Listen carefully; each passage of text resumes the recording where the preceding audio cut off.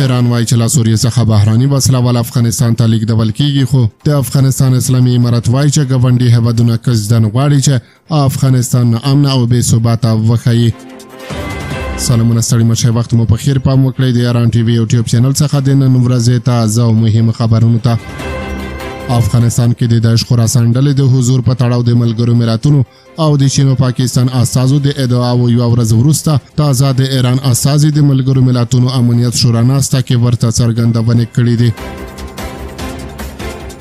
دغه غونډه چې د منځني ختیځ د امنیت په تړاو بلل شوې وه، ملګرو ملتونو کې د ایران دایمي استازي امیر سعید ایرواني ویلي دي چې ګواکې ځینې ترهګریز عناصر او بهراني جنګیالي د سوریې له لارې افغانستان ته لیږدول کیږي. ایرواني په دې اړه اندېښنه ښودلې او سربیره پر دغه مسله د ګاونډیو او د سیمې هیوادونو لپاره ګواښ ګڼلی دی. په دې برخه کې پر ګډې جدي مبارزې ټینګار کړی دی. نوموړي په دې اړه ویلي دي، موږ په جدي ډول له هغو کاره راپورونو په اندېښنه کوو چې ښایي ځینې ترهګریز عناصر او بهراني تروریستي جنګیالي له سوریې افغانستان ته لیږدول کیږي.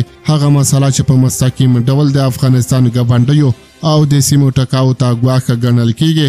پر دې ټینګار کوو چې ټول هیوادونه باید په بشپړه ډول له ترهګرۍ سره د مبارزې په برخه کې په هر ډول او بڼه له نړیوالو قوانینو سره موافق عمل وکړي. اسلامي امارت د بهرنیو خپلسریو جنګیالیو د حضور په تړاو د یاد ایراني چارواکي ادعاوې رد کړي دي او دغه څه په لوی لاس د افغانستان د بې ثباته ښوولو هڅې بللې دي. د افغانستان اسلامي امارت مرستیال بیان حمدالله فطرت په دې اړه غبرګون کې ویلي دي، د ورته تورونو د اثبات لپاره له کره شواهدو او مذاکراتو پرته تورونه د اندېښنو له زېږولو پرته هیڅ لوري ته ګټه نه رسوي. نوموړي په دې اړه زیاته کړې، د امنیت په شورا کې د ځینو هیوادونو هغه تشویشونه بې ځایه دي چې وایي په افغانستان کې د نورو هیوادونو خپلسري ډلې شتون لري. په داسې حال کې چې موږ دغه ادعاوې ردوو، له هغو ټولو جهاتونو چې په دې اړوند تشویش اچوي غوښتنه کوو چې بې دلیله د افغانستان د بې ثباته ښودلو کوښښ نه کوي. داسې هیڅ شواهد نه لري چې ورته ادعاوې ثابتې شي.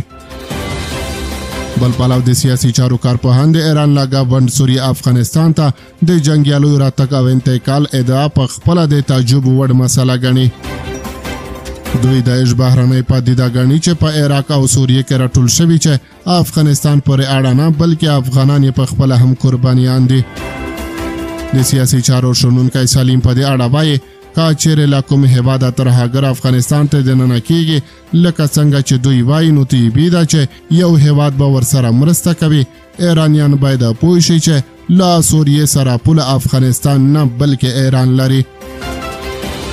دا په داسې حال کې ده چې لا د وړاندې د اسلامي امارت په بار په افغانستان کې د بهرنیو جنګیالیو حضور او لا د ځایه ګاونډ سیمې او نړۍ ته ګواښ پېښول اندېښنې بې ځایه بللې دي او ډاډ یې ورکړی دی چې نه پرېږدي افغان خاوره د نورو پر وړاندې د منفي اهدافو لپاره وکارول شي.